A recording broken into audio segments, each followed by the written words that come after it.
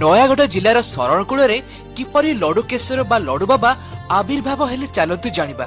ହଜାର ହଜାର ବର୍ଷ ତଳେ ଏଠାକାର ଭଣ୍ଡାର ପାହାଡ ତଳେ ବାଣାସୁର ନାମକ ଏକ ରାକ୍ଷସ ସ୍ୱୟଂ ଆବିର୍ଭୂତ ଶିବଲିଙ୍ଗକୁ ପୂଜା କରୁଥିଲା, ଯେଉଁଥିରେ ଅର୍ଦ୍ଧଚନ୍ଦ୍ର ଏବଂ ସୁଦର୍ଶନ ଚକ୍ରର ଚିହ୍ନ ଖୋଦିତ ଥିଲା। ବାଣାସୁରର ମୃତ୍ୟୁ ପରେ ସେହି ପାଷାଣ ରୂପକ ଶିବଲିଙ୍ଗଟି ହଜାର ହଜାର ବର୍ଷ ଧରି ପୂଜା ପାଇପାରିନଥିଲା।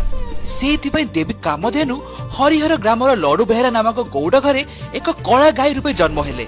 ସେଇ କଳା ଗାଈଟି ସବୁଦିନ ଯାଇ ସେହି ଶିବଲିଙ୍ଗ ଉପରେ ଉତ୍ତର ମୁହାଁ ହୋଇ ଦୈନିକ କ୍ଷୀର ଅଭିଷେକ କରି ଆସୁଥିଲା।